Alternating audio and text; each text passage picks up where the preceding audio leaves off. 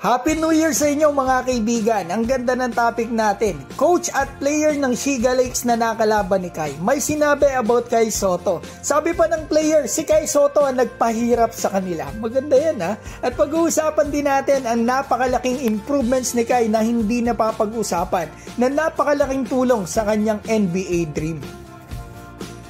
Simulan po natin dito. After ng Game 2 ni Kai Sotto sa Shiga Lakes, na-interview po ang player at coach ng Shiga, kung saan sinabi ng coach ng Shiga na ginawa niyang starter ang isa niyang player para i-match up kay Kai Sotto para lumuwag ang ilalim. So talagang pinaghahandaan si Kai ng teams na nakakalaban niya kasi ilan na po ang coach na nagpahayag ng adjustment o game plan nila about Kai Sotto.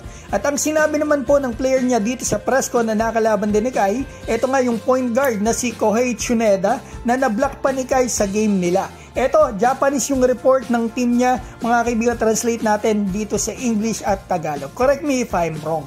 Sa tingin daw po niya ay maaari nilang ayusin ang simula ng first at third quarter bilang isang team. At meron daw pong mga espesyal na manlalaro sa court tulad ni Kai Sotto, Cummings at Brock Motum na mahusay umiscore sa paint. Ngunit nang siya daw po at ang teammate niya ni si Okada ay nagsimulang gumawa ng 3-pointers, ang opensa daw po nila ay naging unstoppable.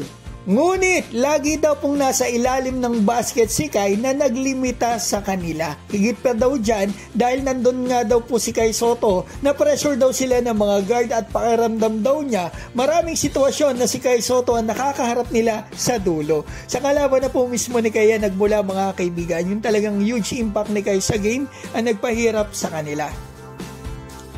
Ngayon, ibang topic po tayo. Kai Sotto, 3&D at NBA. Sa NBA ngayon, kita po natin ang laruan. Puro 3 points. Umaangal na nga ang maraming players pati na si LeBron. Ang mga players po kasi ngayon sa NBA ay mostly 3&D. Ang ibig sabihin po niyan mga kaibigan ay kayang tumira ng 3 points at kayang dumipensa. Alam niyo po ba mga kaibigan, napakalaki ng in-improve ngayong season ni Kai Sotto sa kanyang 3-point shooting. 22.4% ang itinaas ng kanyang 3-point shooting.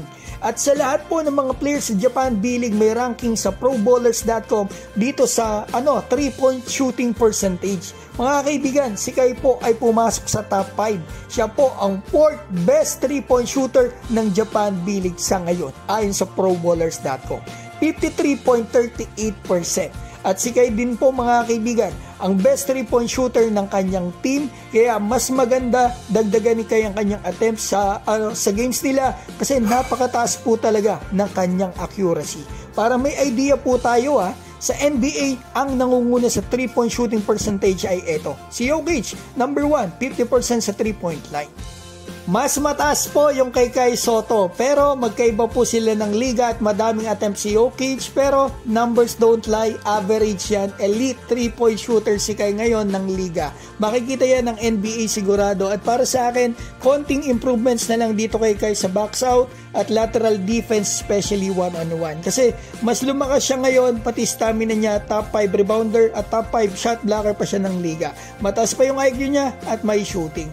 So yan mga kaibigan ang balita natin. Batiin ko po pala si Chris Jr. ng New Zealand, Lolita Ortiz, Super Ninja, Ronald Burbusidad, Ramil Clemente, Albert Berino, Carl Pangilinan, Pepito Bilbao, Willie Dadiosi at Roniel Hoxon. Mga kaibigan, maraming salamat po sa suporta nyo kay Kai Sotto. Mabuhay po kayo.